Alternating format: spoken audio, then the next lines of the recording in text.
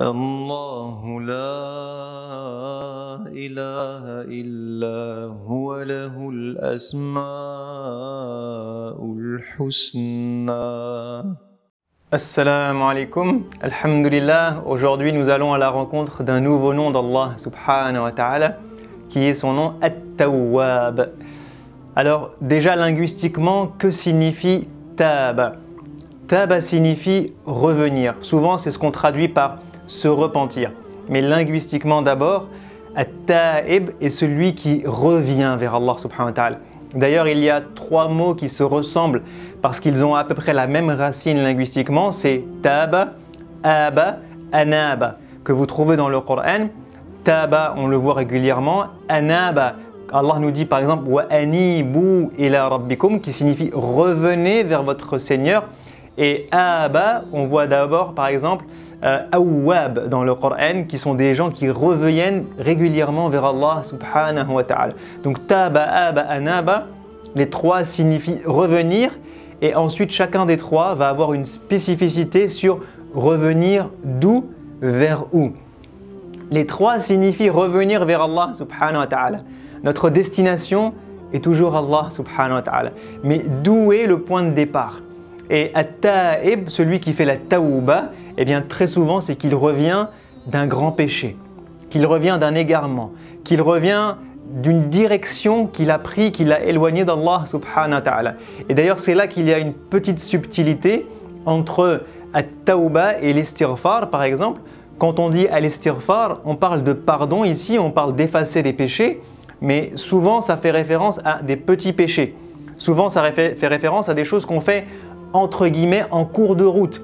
Ça veut dire quoi? Ça veut dire que je prends la direction d'Allah subhanahu wa ta'ala, je chemine vers Allah subhanahu wa ta'ala, mais malgré que j'ai la volonté d'aller vers lui sincèrement, eh bien en chemin je vais faire des erreurs.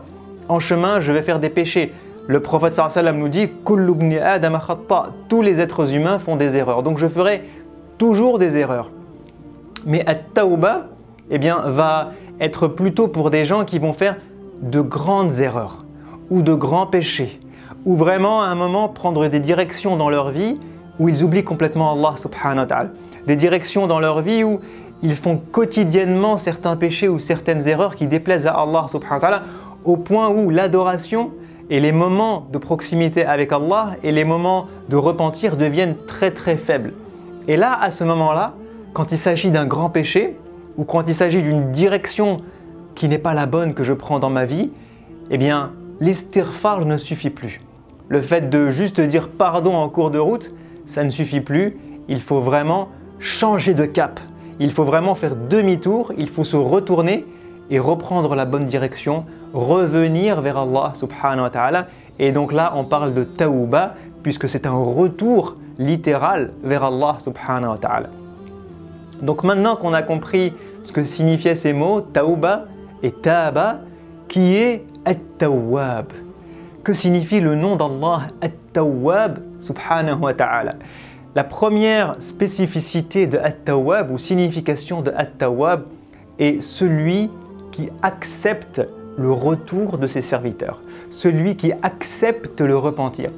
Ça veut dire quoi? Ça veut dire que Allah nous dit, lorsqu'il nous dit qu'il est At-Tawwab, il est en train de nous dire, quelle que soit la direction que tu vas prendre, quels que soient les grands péchés que tu vas faire, quels que soient les moments de ta vie où tu vas littéralement me tourner le dos, tu vas me tourner le dos, ô mon serviteur.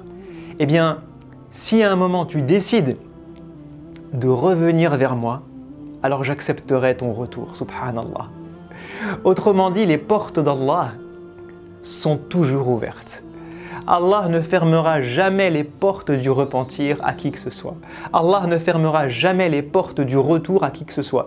Allah ne refusera jamais que qui que ce soit veuille reprendre le chemin d'Allah subhanahu wa ta'ala, quels que soient ses péchés, quelle que soit la durée de son égarement, quel que soit ce qu'il ait pu faire dans sa vie. Si un jour il décide de revenir vers Allah, alors At-Tawwab l'acceptera parce que At-Tawwab est celui qui accepte le retour, accepte le repentir de ses serviteurs, subhanallah. Donc ça c'est déjà un nom qui est très réconfortant pour le croyant parce que je me dis Allah ne me refusera jamais. Allah ne me fermera jamais ses portes les portes du repentir, les portes de sa miséricorde et les portes de son pardon parce qu'il est At-Tawwab. Ce nom garantit l'acceptation. At-Tawwab accepte le retour, accepte le repentir, quoi qu'il arrive. La deuxième spécificité de At-Tawwab, subhanallah, c'est que son acceptation du repentir, en fait, n'a pas de limite. On pourrait se dire, non mais j'ai été trop loin, non mais j'ai fait trop de péchés, non mais ce péché-là, Allah ne me le pardonnera jamais, non mais là ça fait 10 ans, 20 ans, 30 ans que je suis loin, comment est-ce que je pourrais revenir et faire marche arrière alors que j'ai été un ennemi juré de mon Créateur? Comment est-ce que je pourrais faire? Et là Allah subhanahu wa ta'ala nous dit dans un hadith Qudsi, Yabna Adam, ô toi le fils d'Adam, ô toi l'être humain, Innaka ma da'awtani wa rajawtani ghafartu laka wa la ubali. Si tu m'invoques, si tu m'implores et que tu me demandes pardon, je te pardonnerai quoi qu'il arrive. Oui, mais ya Allah, j'ai trop fait. Yabna Adam, law ji'tani bi qurabil ardi ma'asi, ji'taka bi qurabil ardi maghfira. Si tu viens à moi et que tu as transformé chaque grain de sable, chaque parcelle de terre qu'il y a dans la planète en péché, eh bien je te pardonnerai. J'accepterai ton repentir. Mais ya Allah, j'ai trop fait. Mes repentirs, mes péchés sont de la taille d'une montagne. Yabna Adam, law balaghat dhunubuka anan as-sama, anan as-sama, thumma ji'tani. La tushrik bi shay'a, ghafartu laka wa la ubali. Yabna Adam, ô toi le fils d'Adam, ô toi mon serviteur, ô toi l'être humain, même si tes péchés atteignent le plus haut niveau du ciel, vous imaginez des péchés qui sont une montagne qui démarre ici sur terre et qui termine dans les cieux. C'est une montagne qui n'existe pas. Imaginez que vos péchés soient aussi grands que cette montagne-là. Allah vous dit dans ce hadith Qudsi, Law ji'tani, si tu viens vers moi, si tu retournes vers moi, si tu fais taba wa aba wa anaba, que tu changes de cap, que tu changes de direction, que tu te retournes et que tu reviens à ton Créateur, ghafartu laka wa la ubali. Je te pardonnerai et aucun problème. Il n'y a aucun problème, il n'y a aucun souci, je te pardonnerai tout ce que tu as fait. At-Tawwab accepte le retour et fait que ce retour est garanti, l'acceptation est garantie, quel que soit le niveau de péché, quel que soit le niveau d'erreur, quel que soit le temps de l'égarement, Allah acceptera toujours notre retour, subhanallah, parce qu'il est At-Tawwab. Et troisième caractéristique qui est très importante de At-Tawwab et qui est également magnifique, c'est que At-Tawwab est celui qui nous aide et nous motive dans notre chemin du retour et du repentir. Parce que parfois, on a envie de se repentir, mais on ne va pas jusqu'au bout. Parfois, le cœur commence à être tiraillé, je regrette, je vais mal, je me dis, j'ai envie de faire demi-tour, j'ai envie d'y aller, mais je ne trouve pas la force. Et là, Allah qui est At-Tawwab, il n'est pas uniquement celui qui accepte le repentir, il n'est pas uniquement celui qui accepte le retour, il n'est pas uniquement celui qui accepte ce retour, quelles que soient les conditions, quel que soit le degré de péché et le degré d'égarement, il est celui qui va nous aider à revenir vers lui et nous prendre nos mains et nous accompagner sur le chemin du retour, juste entre le moment où j'ai juste envie de me retourner et le moment où je suis revenu vers lui, il a pris ma main et il m'a accompagné. Et ça, on le voit dans un verset qui est magnifique, où Allah nous parle de 3 personnes, de 3 compagnons qui ont laissé le prophète sallallahu alayhi wa sallam. Alors qu'il y avait une bataille, que tout le monde y est allé, et un certain nombre de compagnons n'y sont pas allés. La grande majorité d'entre eux étaient des hypocrites. Le prophète sallallahu alayhi wa sallam savait clairement que ces gens-là étaient des faux croyants. Ils faisaient semblant d'être croyants, mais ils ne l'étaient pas. Donc leur absence ne changeait rien à l'histoire et n'a pas déçu le prophète sallallahu alayhi wa sallam. Mais il y a 3 compagnons sincères. 3 compagnons qui croyaient sincèrement en Allah, en son messager, qui aimaient Allah et son messager, et bien qui ont fait faux bond au prophète sallallahu alayhi wa sallam parce qu'ils ont préféré se reposer. Ils ont préféré rester avec ceux qui sont restés à la maison tranquillement alors que des croyants étaient en train de mourir. Et Allah nous parle de cela et leur douleur a été intense parce qu'ils ont regretté énormément ce qu'ils avaient fait. Et alors que tout le monde mentait au prophète sallallahu alayhi wa sallam parmi les hypocrites pour lui inventer des excuses de pourquoi est-ce qu'on t'a fait faux bon ya Rasulallah, eux n'ont pas eu la force de mentir les yeux dans les yeux du prophète sallallahu alayhi wa sallam. Et Allah, lorsqu'il nous parle de ces trois personnages, dans quelle sourate? Sourate At-Tawbah, la sourate du repentir, il nous dit ثُمَّ تَابَ اللَّهُ عَلَيْهِمْ لِيَتُوبُوا. Allah a accepté leur repentir.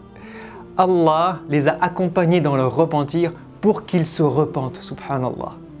L'acceptation de leur repentir, l'acceptation de leur retour a précédé leur retour.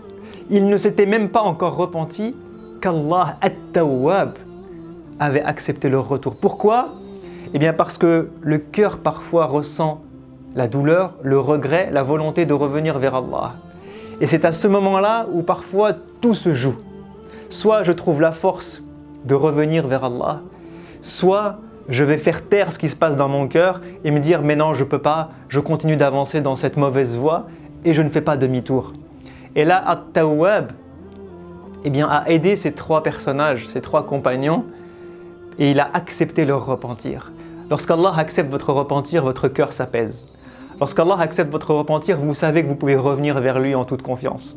Lorsqu'Allah accepte votre repentir, vous savez que vous allez être motivé à aller jusqu'au bout du repentir, à avouer votre tort, à aller vers Allah, à aller vers le messager sallallahu alayhi wa sallam, à lui dire réellement ce qui s'est passé et à concrétiser, à finaliser toutes les étapes du repentir jusqu'à ce que Allah le parachève et l'accepte totalement.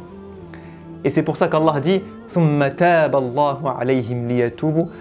Ils ont regretté et Allah, avec son nom At-Tawwab, leur a donné un coup de pouce qui a fait que tabu, liyatubu, qui a fait qu'ils sont allés jusqu'au bout du repentir et qu'ils ne se sont pas arrêtés en cours de route, subhanallah. Donc Allah, à travers son nom At-Tawwab, est celui qui accepte toujours le retour de son serviteur. Il est celui qui n'a pas de limite dans sa capacité à pardonner et à accepter les erreurs que son serviteur a fait lorsque celui-ci revient vers lui. Et il est celui qui nous motive, qui nous accompagne, qui nous guide vers le repentir, alors que le repentir n'est encore qu'une petite intention ou qu'une petite flamme qui pourrait mourir dans nos cœurs. Eh bien Allah l'a fait grandir et apaise nos cœurs pour qu'on revienne vers lui et qu'on sache que c'est la meilleure des choses à faire et qu'on aille jusqu'au bout du repentir. Alors maintenant, comment vivre ce nom d'Allah subhanahu wa ta'ala? La réponse est évidente. Revenons vers Allah subhanahu wa ta'ala. At-Tawwab est celui qui nous ouvre ses portes, celui qui nous accueille à bras ouverts. Et est-ce qu'il n'est pas venu le temps de revenir vers lui, de nous repentir de toutes nos erreurs, nos péchés, nos moments d'égarement? Et At-Tawbah, si on veut l'accomplir du début jusqu'à la fin, eh bien elle a plusieurs étapes. Elle a plusieurs conditions pour être complète. La première des conditions de At-Tawbah, c'est le regret. Et les savants nous disent que le plus grand pilier du repentir, c'est le regret. Lorsque le regret est là, le reste coule de source. Donc la première question qu'on doit se poser, c'est est-ce que je regrette mes erreurs? Est-ce que je regrette mes moments d'égarement? Est-ce que je regrette ce péché, ce péché, ce péché? Est-ce que je regrette toutes ces prières que j'ai loupées? Est-ce que je regrette toutes ces mauvaises paroles qui sont sorties de ma bouche? Est-ce que je regrette tous ces mauvais regards que j'ai eus? Est-ce que je regrette la médisance, la jalousie, l'orgueil? Est-ce que je regrette les insultes? Est-ce que je regrette ces moments où j'ai mal parlé à mes parents? Est-ce que je regrette ces moments où je n'ai pas été à la hauteur avec mes enfants? Est-ce que je regrette ces moments où j'ai été injuste envers une personne ou une autre? Est-ce que je regrette toutes ces adorations que j'ai négligées? Ces moments où j'ai négligé le Coran, ces moments où j'ai négligé la prière, ces moments où j'ai négligé le dhikr, ces moments où j'ai négligé le don, ces moments où j'ai négligé tout ce qu'Allah subhanahu wa ta'ala attend de moi en tant que serviteur? Est-ce que je regrette tout ça? Et si la réponse est oui, alors le regret est la flamme du repentir. C'est le premier ingrédient, c'est l'énergie du repentir, c'est le regret. Donc ça, c'est le premier pilier. Le deuxième pilier, ou la deuxième condition, c'est d'arrêter l'erreur, avec l'intention sincère d'arrêter. Alors oui, peut-être que je vais retomber dans l'erreur, je ne sais pas de quoi est fait demain, je ne sais pas ce qui va se passer dans une semaine, 2 semaines, 3 mois, 1 an, je n'en sais rien. Et comme on l'a dit, nous sommes des êtres humains, on fait des erreurs, on retombe dans l'erreur, on se relève, on retombe, on se relève. Mais le vrai repentir est sincère. Sincère, ça veut dire que lorsque j'arrête, j'ai sincèrement l'intention d'arrêter. Je ne suis pas en train de jouer à un jeu avec Allah. Je ne suis pas en train de faire du cinéma avec Allah. Je ne suis pas en train de dire « Ya Allah, j'arrête ce péché » sachant pertinemment que demain je vais recommencer ou déjà avec l'intention de recommencer demain et mon cœur n'est pas sincère. Lorsque je me mets en situation de retour vers Allah, mon cœur doit être sincère. Et je dois lui dire « Ya Allah, je veux sincèrement arrêter tel ou tel péché. Je veux sincèrement revenir vers toi. Je veux sincèrement me lever pour le fajr. Je veux sincèrement arrêter la médisance. Je veux sincèrement arrêter de consommer telle ou telle drogue ou telle cigarette ou tel alcool ou tel truc. Je veux arrêter sincèrement, Ya Allah, telle ou telle parole. Je veux arrêter, Ya Allah, tel comportement, telle maladie du cœur. Je veux sincèrement l'arrêter, Ya Allah. Et je veux que tu m'aides. Mais je prends la résolution sincère d'arrêter ça. Ça, c'est la deuxième condition. La troisième condition, c'est d'aller vers les bonnes actions une fois qu'on est dans le repentir. Pourquoi les bonnes actions? Parce que le bien remplace le mal. Et c'est très difficile parfois juste de vider quelque chose sans le remplir de quelque chose de meilleur. Alors que remplir avec des bonnes œuvres, très souvent, enlève les mauvaises naturellement. Si vous remplissez votre langue avec du zikr, avec du Coran, avec des bonnes paroles, avec des sourires, avec de l'aide, avec du conseil, eh bien, il ne restera plus de temps pour que votre langue fasse des mensonges, de la médisance, de l'orgueil, des insultes, des gros mots, des mauvaises paroles. Il n'y aura plus le temps dans votre langue pour ça. Parce que votre langue sera occupée par les bonnes actions. Et l'autre avantage des bonnes actions, eh bien, c'est qu'elles remplacent les mauvaises dans notre balance. Allah subhanahu wa ta'ala nous dit dans Surat Al-Furqan وَالَّذِينَ لَا يَدْعُونَ مَعَ اللَّهِ إِلَهًا آخَرَ وَلَا يَقْتُلُونَ النَّفْسَ الَّتِي حَرَّمَ اللَّهُ إِلَّا بِالْحَقِّ وَلَا يَزْنُونَ وَمَنْ يَفْعَلْ ذَلِكَ يَلْقَ أَثَامًا يضاعف له العذاب يوم القيامة ويخلد فيه مهانا. Allah nous parle de 3 péchés catastrophiques. Il nous parle de ceux qui ne croient pas en Allah ou qui lui associent d'autres divinités. Il nous parle de ceux qui tuent, qui assassinent, qui font des morts. Et il nous parle de ceux qui font de l'adultère, de la fornication. Et il nous dit que ces 3-là auront une punition très douloureuse. Mais ensuite, Allah subhanahu wa ta'ala, dans le verset suivant, dit « Illa man taba wa amana wa amila amalan salihan wa amila amalan salihan fa ulaika yubaddilu Allahu sayyi'atihim hasanat » Il nous dit à l'exception de ceux qui auront cru en Allah, qui auront la foi et qui seront revenus vers Allah. Illa man taba, subhanallah. At-tawba, le repentir, est capable de pardonner, d'effacer des meurtres. Oui. Le repentir est capable d'effacer des années et des années d'adultère. Oui. Subhanallah. Et Allah dit ensuite Taba wa amana wa amila amalan salihan. 3e condition. Je le fais avec foi, sincèrement et regret. Je suis revenu vers Allah, j'ai fait ma tauba. D'accord? Et ensuite, je fais quoi? Amal salih. Je remplace par de bonnes œuvres. Je compense. Je me fais pardonner. Je montre ma bonne foi. Je montre, Ya Allah, que je veux changer. Et quelle meilleure manière de montrer à Allah que j'ai pris un nouveau chemin, que j'ai pris le chemin du retour, que je suis revenu vers lui, si ce n'est en lui montrant mes bonnes œuvres, en faisant des bonnes choses, incha'Allah. Et ce qui est magnifique dans ce verset, Allah très souvent dit « Alladhina ya'maluna as-salihat ». Il parle de ceux qui font des bonnes œuvres, il parle au pluriel. Ici, il dit « Amila amalan » amalan salihan. Un, ne serait-ce qu'une bonne action, subhanallah. Allah est en train de nous dire, montre-moi ta sincérité. Montre-moi le fait que tu veux réellement revenir vers moi avec ne serait-ce qu'une bonne action, ne serait-ce qu'une bonne œuvre. Montre-moi ta sincérité et ta bonne volonté. Est-ce qu'on est capable de faire un repentir et d'accompagner ce repentir ne serait-ce qu'avec une bonne action?